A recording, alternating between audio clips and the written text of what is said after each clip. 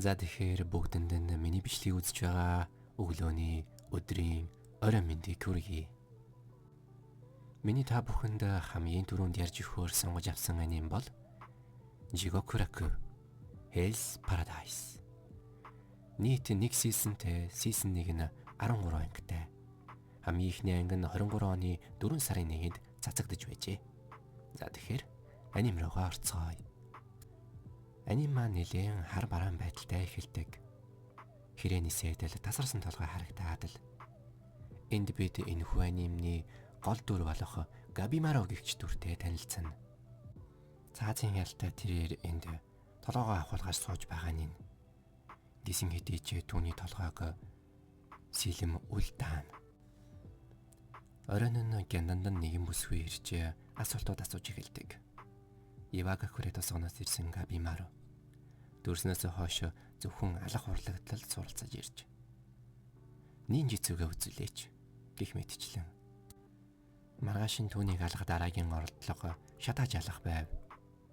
Шатааж алах нь маш их тарчилж өгдөг үхэл учраас эхлээд жадаар сүлбэж зовлонгоос нь хөнгөвчлөдөг аж.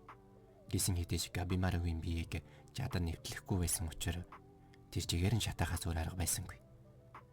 Харамсалтай нь галж түүнийг алж дийлсэнгүй.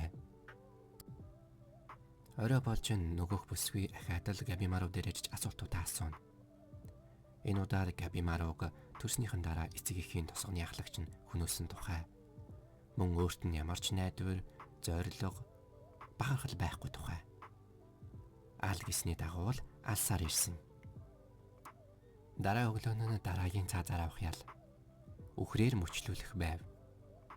Хүний хөл 500 кг-т дэсдэг гэж хэлэгддэг бол үхэр 950 кг-аар чирдэг гин. Тэгэхлээр яг үнэндээ салтаа битгий хэл цээжин бие хүртлээ зэт татагддаг гин. Харамсалтай нь энэ ч бас Габимараг алхахад хангалттай байсангүй. Энэ арган ч мөн бүтлгүцний дараа нөгөө асуулт асууж байсан эмэгтэй ирээд Габимарогоос чи эсэргүүцэхгүй байгаа, үххийг хүсэж байгаа гэсэн хэрнээ миний нүдэнд бол эсэргүүцээд амьдрахыг хүсэж байгаа мэт харагдаж байна. Яагаад баригдсан бэ? Баригдсан шалтгаанаа надад хэлээч гэж асууж. Тэрэнд нь Габимаро хариулахдаа тосгоныхоо шилдэг алуурчин байсан учраас тосгоны ахлагчийн охинтой суух боломж олцсон. За тэгээд охинтой суутал нөгөө охин нь ер нь бол таалагдаагүй. Ховоос нь толгойтой тосгоны ахлагчийн охин байж яхаар анги өрсчдөг байна гэдэл. Тэгээд тэрийг тосгоныхоо ахлагчд хэлсэн чинь тосгоны ахлагч нь ер нь бол занганд хийчихсэн гэж хэлдэг. Тэр оройн нь өнөөх бүсгүй хамт эргүүлд гарч байсан хүнээсээ Габимарогийн тухай нэгэн зүйлийг сонсдог. Баригдахдаа 20 хүний амьд хүрсэн. Мөн нөгөө нэрийг нь Гаранно Габимаро. Хоосон нулимсгүй цусгүй гэсэн утгатай. Дээрээс нь Ивагакурэ тосгоныхон бүгд өөрөө үхшгүй мөнхийн үрэл идээд үхшгүй болцгоосон гэдэг. Харин яг тэр үед Габимаро гянданда өнөөх бүсгүн хэлснээр үнэхээр л амьд үлдэхэд тэмцээд байгаа гэдгээ хүлээн зөвшөөрч байдаг. Маргааш л яг үхий. Амьдрал торогдох юм угаасаа юуч байхгүй шүү дээ. Маргааш л яг үхий гээд. За тэгээд маргааш нь болж энэ удаад Габимарог тосоор шатааж алахыг оролддог. Гисэн хэдийч энэ Габимарог бас л алж чаддаггүй. Гүн болгон гайхаж айж ялангуяа Габимаро өөрөө бүр гайхаж айдаг. Ингээд л үхэж чадахгүй юм бах та яагаад үхэхгүй байгаа юм бэ гэтэл. Тэгтэл нөгөөх бүсгүй чинь гинтэл за ер нь хэрэгцээтэй бүх зүйл бэлэн болчихлоо. Хизээж байсан болноо л гэж авч байна. Сагиригийн эмэгтэй зүгээр нэг асуулт асуугаад байсан эмэгтэй биш байж таардаг. Харин бүр Эдогоос илгээгдсэн цаазын ялг гүйцэтгэгч Ямада Асаймон гэх кланы хүн байдаг. Сагири сэлмээс суглан Габимаро руу дайрахад Габимаро шууд л үхлийн айцыг мэдэрч өөрийн мэдэхгүй дайралтаас нь болтчихдаг. За ингээд Сагири гэх нэмэгтэй Габимарод яагаад амьдрах гээд тэмцээд байгаа тухай нь ойлгуулж хэлдэг. Тэр нь юу байсан бэ гэвэл Габимаро маань яг үндэ их нэртэй үнэхээр их хайртай. Эхнэр нь ч Габимарод үнэхээр хайртай. Их нэртэйгээ сууснаас хойш Габимаро хүн алж мөнгө алдгосоо санаан зовж эхэлсэн. Тэгээд ингэж цаашдаа амьдарч болохгүй нэ гэж бодоод тэрийг тосгоныхаа ахлагчд хэлсэн юм байлээ. Охинтой чинь ингэ сайхан амьдрах гэсэн юм аа. Бит хоёрыг чөлөөлөөч гэд. Тэн дээр нь тосгоныхаа ахлагч нь за тэгвэл миний хамгийн сүүлчийн нэг даалгаврыг биелүүлчихье гэсэн нь яг үүндээ өрх байж тараад одоо Габимару маань баригдчихсан сууж байгаа юм байлээ. Угаасаа тосгоны ахлагч гэдэг багын үнэхээр бүтэхгүй.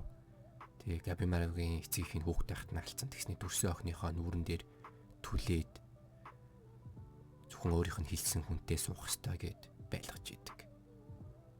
Сагири нэгэн зарилгыг гаргаж ирж үзүүлэх бөгөөд түүн дээр нь алс холын баруун өмнөд зүгт Шинсенкюгийн ханиган арал олдож домогт үүснээр тэр арал дээр мөнх амьдралыг тэтгэх үрэл бие хэмээн бичжээ. Гисэн хэдий ч арал руу илгээгдсэн бүх хүмүүс эргэж ирэхгүй байгаа. Эргэж ирж байгаа нь зөвхөн цогцол байв. Ингээд шоогун бодохдоо хинч амьд эргэж ирэхгүй байгаа юм бол үхлийн ялтнуудыг илгээхэд л болох юм биш үү? Хэрвээ тэнд дундаас хэн нэг нь үнэхээр олж ирч чадах юм бол бүх гим нүглийг нь уучилж дээр нэмээд шоогуны хамгаалтанд авъя гэж бичсэн байв. Энэ санал Габимаругийн хувьд их нэртэйгээ архин уулзах ногоон тасалбар нь юм. Яг сайхан ярьж ойлголцоод бүх юм жинтан болцсон байж исэн чинь нөгөө Габимаругийн ялыг гүйцэтгэж байсан захирагч гинтэл та хоёрыг одоо барах хоёулын чинь энд тусан мусна ухааны юм яриад бүтэхгүй юм яриад манай хоёрт эднэр ч одоо юу хэн байх вэ? Харуулуудыг бүгдийг нийлүүлээд будаа болгож өгнө. Габимару ч өөрийнхөө нинж эцүүг үзүүлнэ. Галд шатахгүйсэн ойлгомжтой юм байлээ л дээ. Габимаругийн нинж эцүү нь өөрөө гал юм байлээ. Хоёрдугаар анги маань эхлэхдээ Сагиригийн айцын тухай гарч эхэлдэг. Мэдээж л хүний амьд хүрдэг ажил хийдэг учраас айдас болон эргэлзээ түүний дотор хоригдлагдтайстай. Тэр өөрийн эцэг шиг ямар ч эргэлзээ айдасгүйгээр хүний толгойг завжиж чадах байсан. Тийм зоригтой нэгэн болохыг хүсдэг аж. Улс орны өнцөг булан бүрээс Шинсенкю руу илгээхдгээр үхлийн ялтнуудыг цуглуулжээ. Энэ дунд мэдээж манай Габимару сууж байгаа.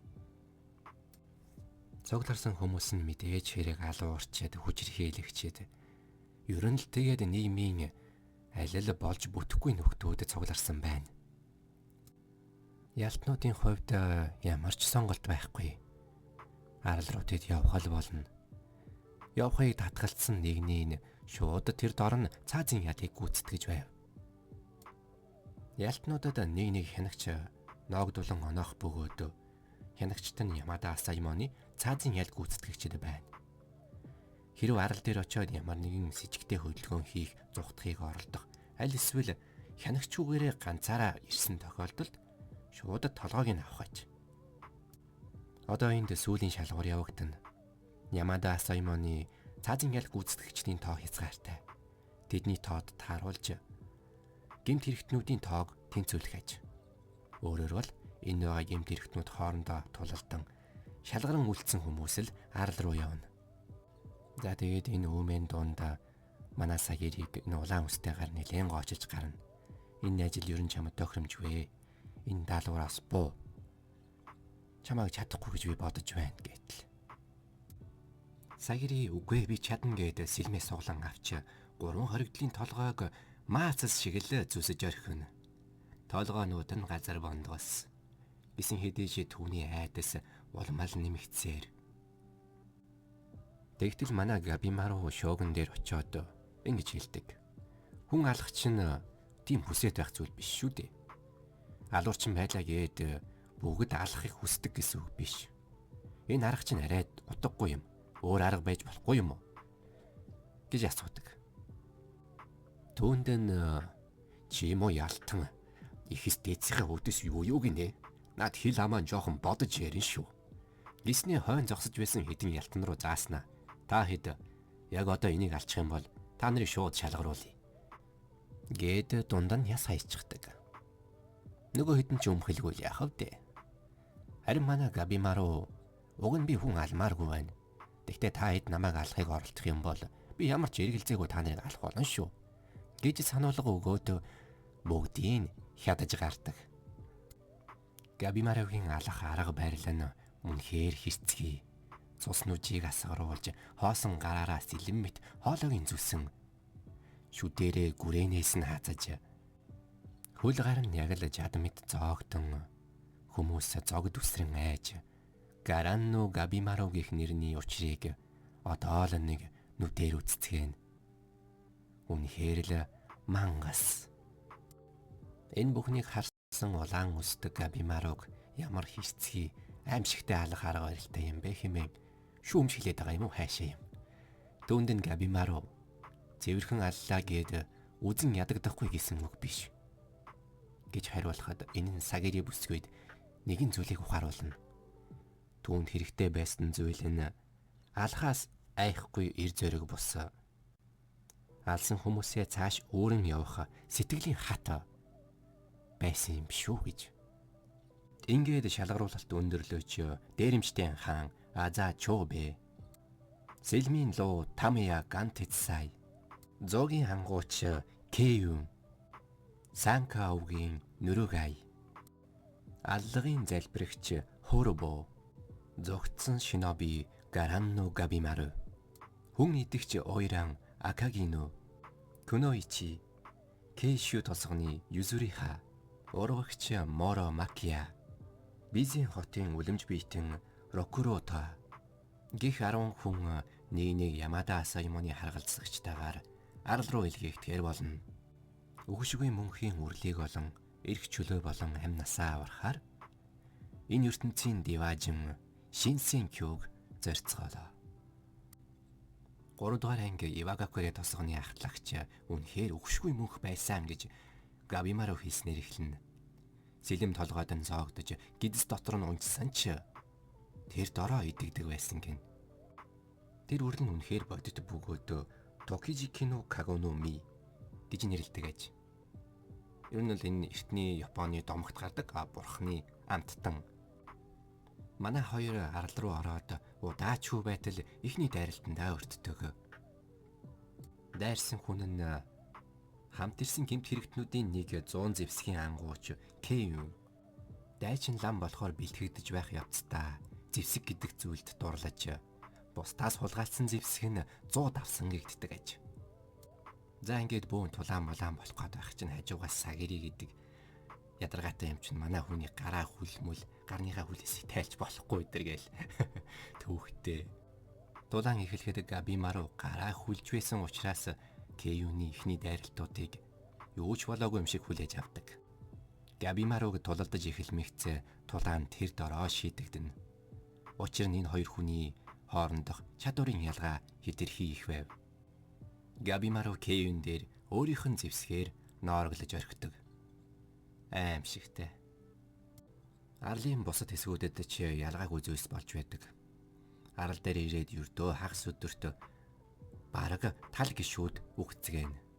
Энэ улаан үстэй гар идэхдээ би амарх үгчнэж өстөө бодоогүй шүү дээ. Амар том юм яриад хахаар нэгэн чухал дүр юм баг гэж утсан чинь. Ингээл үгцэн. Шок. Зарим нэг залбирагч лам мам мэтийн нөхдүүд дээрэмчдийн хааныг өдөж байгаад арал дээр буугаачгүй байхдаа үхнэ.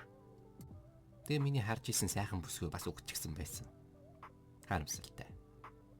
Том харамсалтай. Энд харин урвагч Куноичи хоёр хоёулаа ухаангүй байдаг. Дараа нь учир нь болтох байхаа. Тэгээд ч зогсохгүй манай хоёр хүртэл сэлэм зөрүүлээд аавна. Манай хоёрын тулаан эхлэхэд Gabimaru хүүхэд байх үеийнхээ дурсамжийг санана. Гэтэ ийм жоохон байхдаа бас санах юм уу? Тэр нь жоохон сонирхолтой. Эцэг их хоёр нь хүүхэдтэй болсон тул тосгоноос явахыг хүссэн гэж. Тосгоны ахлагч Gabimaru тандан. Энэ сул дураа байдаг Gabimaru.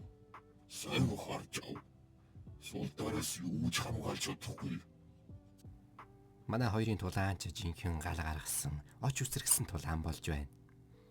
Сагири яагаад Gabimaru ийм зүйл хийж байгааг нь асуухад Gabimaru чи миний хувьд садаал болно.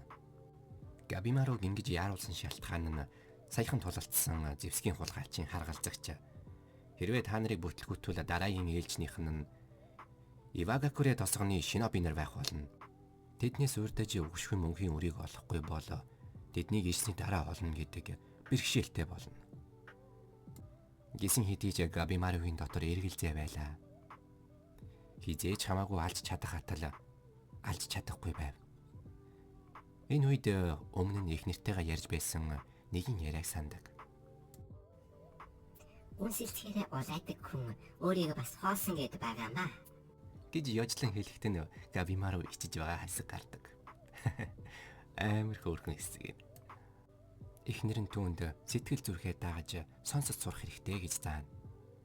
Чиний сэтгэл зүрх хоосон биш ээ гэж ойлгуулна. Габимаругийн дотор тосгоны ахлагчийн зааж сургасан сэтгэл хөдлөлгүй байх ёстой гэдэг дүрм. Эхнэрээсээ авсан сэтгэл хөдлөлөө сонсоо гэсэн сэтгэл. Хоёр мөргөлдөж яахаа мэдгүй бойдлон эргэлзэн. Үүнийг харсан Сагири түүнийг ойлгож сэтгэл хөдлөлөө дагна, мэдрэмжээ дагна гэдг нь сул дорой байдал биш шүү дээ. Энд чинь хүч чадлын үр юм. Өөрийн мэдрэмжтэй нүүр тулна гэдэг хүч чадал юм. Одоогийн чи бол өнгөрсний чи биш шүү дээ. Ингэж нэгэн манай хоёр маань эвлэрээд цааш хамт явахаар болно. Арлын өөр нэгэн хэсэгт сэлэмчин харгалзагчтайгаа явж байтал гар дээр нэгэн ирвэхэ сууж байгаад нисхийг анзаарна. Гэтэл тэр ирвэхэ нь энгийн ирвэхэ биш, хүний царайтай байх бөгөөд шумуу шиг бүхстэй. Түүний гаран дээр хацсныг шууд мэдээд зүүн гараа эргэлзэх зүйлгүй таслан хаяна. Тасарсан гар нь тэр даруйдаа ургамал болон хувирч. Энэ тэндээс нь үзээрийн муухай амьтад ар хараасаа гарч ирнэ. Сэлмийн мастерд энэ нөхцөл байдал сонирхолтой санагдаж байсан ч тийм ч удсангүй. Учир нь энэ арал дээр гарч ирж буй мангасууд хүний санаанд оромгүй төсөөлөгдөшгүй. Бөгөөд аимшигтай. Мэдээж хэрэг ганц энэ хоёр дээш ингэж гаж ирээгүй. Манай хоёр дээш ч ялгаагүй. Габимару маань энийх аюулыг давж гарч чадах болов. 4-р анги дээр шууд л ширүүн тулаан эхэлнэ. Өмнөх анги дээр гарч ирсэн загсан толгойтой 6 гартай мангасын эсрэг Габимару. Өрд хожид огтдод тулалдаж үзээгүй тодорхойгүй дайсан. Габимаругийн толгойд шинобигийн 5 дахь дүрм орж ирнэ. Тодорхойгүй дайсантай хизээж битгий тулалдаж Габимару. Арлын мангасууд үнэхээр л хүчтэй өрсөлдөгчд байв. Габимаруг шархтуулж чадах хэмжээний. Энэ нь Габимаругийн толгойд зүхтаасан дээр гэсэн бодлыг оруулж ирүүлнэ. Харамсалтай нь зүхтах зам байхгүй л болов. Тэд аль хэдийн бүслэгдэжээ. Төрөл төрлийн үлэмж биетэй мангасуудад. Дулаалтгаас өөр зам үлдээгүй тул Габимару толгоогоо хоослон нинж зүгээ ашиглахаар шийдэнэ. Габимару мангасуудыг араас нь алсаар амьд үлдэхийн тулд.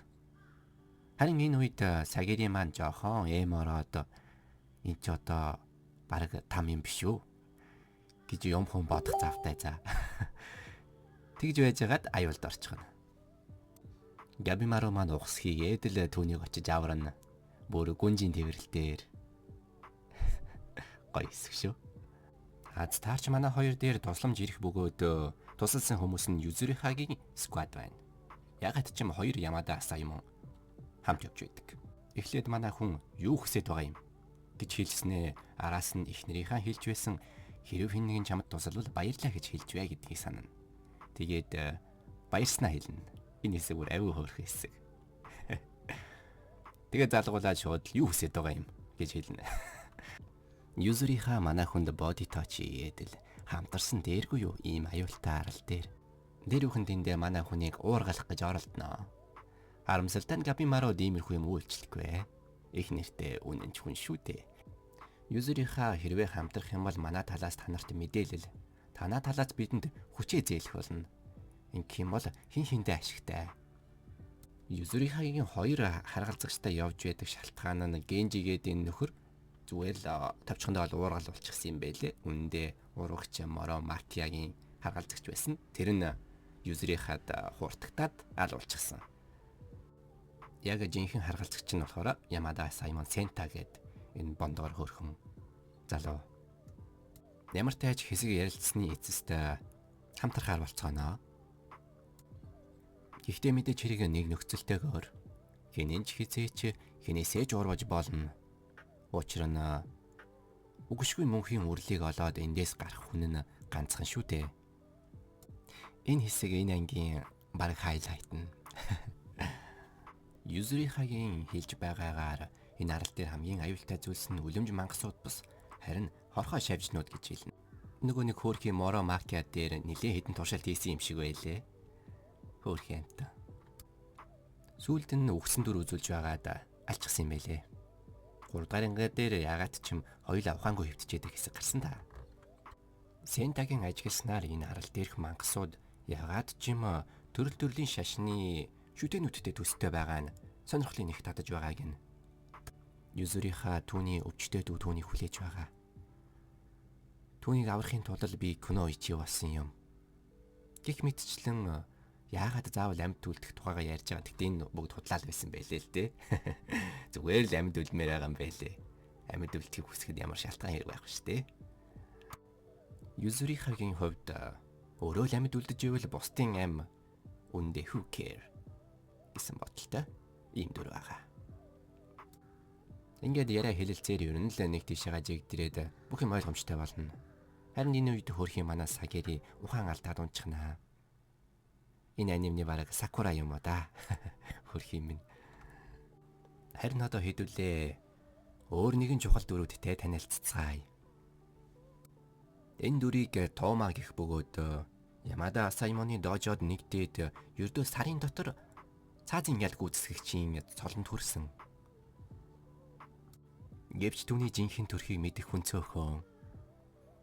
Тэрээр яг үнэндээ дээрэмчдийн хаан Азай Чобэгийн төрсөн дөө. Ахыгаа суллахын тулд Ямада Асаймонд илсэн юм билээ. Тома ахыгаа үнэхээр их биширдэг. Ялангуяа ахынхаа альвэ зүйлд маш хурдан дасан зохицож чаддагт нь мангасуудыг хармагцаа Азай Чобэгийн толгойд орж ирсэн бодлоо нь амтай юм бол алж болох л ёстой. Тэрээр хүүхэд байхасаа л тийм нэг юм байж. Ээж нь өвчнөөр нас барахад эцэг нь толгоогоо авахуулахад хоёул хамтдаа гудамжинд гарангуулагчны амьдралаар амьдарч байхад уулын дээрэмчтэд баригдахад шууд л нөхцөл байдлыг ойлгон эцсийн дүнд тухайн нөхцөл байдлыг удирдах чаддаг тийм л ав яслаг нэг юм байв. Гайхалтай алсыг харж чаддаг нэгэн. Өөрийгөө баригдахыг мэдсэн тэр мөчөд шууд л дүүгээ чи эндээс зүхтаад дараа намайг ирж аавар. Итгэж байгаа шүү. Ороо ертөнц дээр хүчтэй амьдарч хүчгүй нүгдгээ гэгддэг. Гэхдээ яг үнэндээ өөрчлөгдөж чаддаг нэг нь л амьд үлддэг. Ахыхын зэвсэг хугарснаар манай хоёр хүндгэн байдалд орноо. Ингээд шууд ах нь зүхтах шийдвэрийг гаргана. Маш хурдтайгаар. Томаач энэ шийдвэрийг биширсээр л ахыхаа бүр улаан фэн нь зүхтаж явж байгаад дүүн баригдчихнаа. Энийг харсан ах нь эргэлзэх юмгүй түүнийг хаян шуудгүй. Гэхдээ энэ нь дүүгээ хайж гүйсэн гэсэн үг биш өгөөд зүгээр л зэвсэг авахаар гүйсэн байж таардаг. Зэвсэг бариад л шууд эргэж ирж дүүгээ аварна. Мангасуудын зэвсгэл мангасуудад яг сайхан таарах юм байна. Гэтэл нөгөө мангасууд чинь гинтэл яриад эхлэнэ. Ололго бол нүгэл юм. Шавжин ч гэсэн амьтай. Загас ч бас амьтай шүү дээ. Алж болохгүй тэр бол нүгэл. Түүнд нөгдөг Азай Чобэгийн хариулт миний сэтгэлийг үнэхээр их хөдлөсөн. Нүгэл гинэ. Буудзар гинэ. Хинт хамаатай. Та нарын л шийдсэн зүйл үстэй. Зүгийг дагсан боолууд. Өөрийн бодол хүслгүй хүүхэлдэй нүүд. Би өөрийн хиймээр байгаа зүйлээ л хийх болно. Миний эзэн бол би. Миний бурхан ч би. Гэтэл энэ хэсэг надад амар таалагддаг. Одооноос Азай Чобэг зүгээр би гэдээ ярьчих заяа. Энэ аним дээр би Азай шүү заяа. Тома энэ үед хүүхэд байх үед уйлж байсан нэгэн түүхээ санана. Юу зүг болохыг мэдэхгүй, яахаа мэдэхгүй уйлж байв. Энэ үед нь би ирээд бидгийн үйл Тома. Би бол чиний ах. Ах хүн гэдэг дүүнэрийнхээ замыг заах нэгэн. Хэрвээ юунд итгэхээ мэдэхгүй байгаа бол ахтаа итэг. Үргэлж ахынхын зөв байх болно. Ийм мангасууд байгаа бол ч үгшгүй мөнхийн үрэл үнэхээр байж мэдхэл юм. Шийдчихлээ дүүмэн. Мангасуудыг ч гэмт хэрэгтнүүдийг ч бүгдийг алаад олсон үгшгүй мөнхийн үрлээ өөрсдөө авах болно. Тэгээд үгшгүй мөнгө болчихсон байхад хинч бидний амьдралд гай болж чадхаас өнгөрнө үсттэй. Үгшгүй мөнхийн үрлийг хинэн хамгийн түрүүнд олж авч чадах бол цаашдаа энэ арал дээр яг юу болох вэ? Энэ хүртэл үтсэн та бүхэндээ баярлалаа. Миний хамгийн анхны бичлэг учраас учир дутагдaltaй засах ёстой зүйлс олон байгаа байх. Гэхдээ яг хүн юм чинь сайжир штэ тийм ээ. Дараагийн бичлэгээр уулзтлаа. Түр баяртай. Хэрэг танд таалагдсан бол лайка дараад subscribe хийхээ бити мартаарай.